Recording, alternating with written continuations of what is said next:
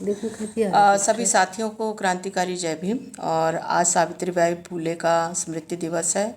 आज 10 मार्च है और अगर आज सावित्रीबाई जिंदा होती तो 195 साल की हो जाती। और हम जानते हैं कि पिछले 195 सालों में ये समाज कितना बदला है, और जो बदला है वो सावित्रीबाई फूले की मेहनत से, प्रयास से, उनके किए गए सामाजिक कार्यों से बदला है। और सावित्रीबाई फूले के लिए हम कहते हैं कि आप थी तो हम हैं।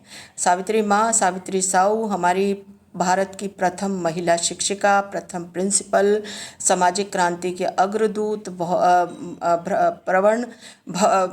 प्रवण कवयित्री और दार्शनिक और सामाजिक कार्यकर्ता और तमाम तरह के काम करने वाली सावित्रीबाई फूले हमारी आदर्श हैं। और हम अगर ये कहें कि भारतीय महिला आंदोलन, भारतीय स्त्री मुक्ति और भारतीय जो है वो स्त्रियों की स्थिति को बेहतर बनाने में, उनको शिक्षा देने में, उनके अधिकारों के प्रति जागृत करने में अगर सावित्रीबाई फूले का नाम भारत में सबसे प्रथम पंक्ति में लिया जाना चाहिए तो अतिशयोक्ति नहीं होगी।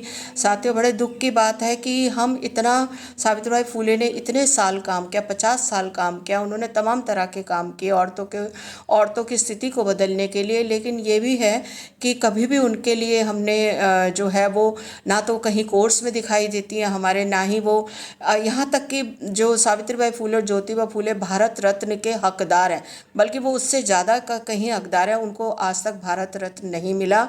और मैं ये आप लोगों से अपील करती हूँ और मुझे लगता है कि सावित्रीबाई फूले को भारत रत्न दिया जाना चाहिए।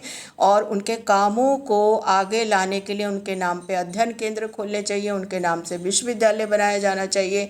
उनकी जो कविताएं हैं, उनके जो विचार हैं, उनके जो भाषण हैं, उनके जो पत्र हैं, और वो जिस तरीके से काम करती थी, जैसे इंटरकास्ट मैरिज कराना या फिर जो धार्मिक पाखंडवाद के खिलाफ वो बोलती थी, तो तमाम तरह के काम लोगों के सामने आने चाहिए। और इस समय बहुत आवश्यकता है कि सावित्रीबाई फूले को हम याद करें उनके कामों के जरिए। सावित्रीबाई फूले ने उस दौर में काम करी थी जब जातिवाद और ये धार्मिक पाखंड कट्टर अपनी चरम सीमा पे था, और वो भी पूना जैसा क्षेत्र जहाँ पर वहाँ पर शूद्रों की, दलितों की और महिलाओं की हालत बहुत ख़राब थी। उस समय सावित्रीबाई फूले ने और ज्योतिबा फूले ने वो मशाल जलाई कि उन्होंने दलित वर्ग से लेकर सभी को शिक्षित करने का बीड़ा उठाया।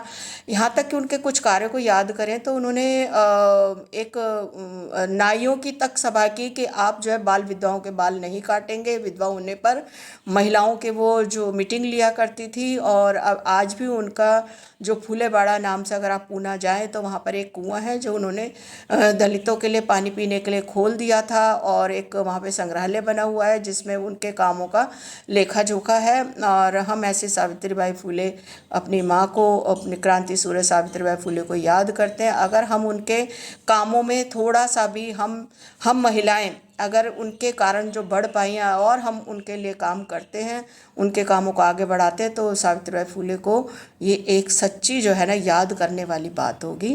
जय भीम, जय भारत, जय सावित्री।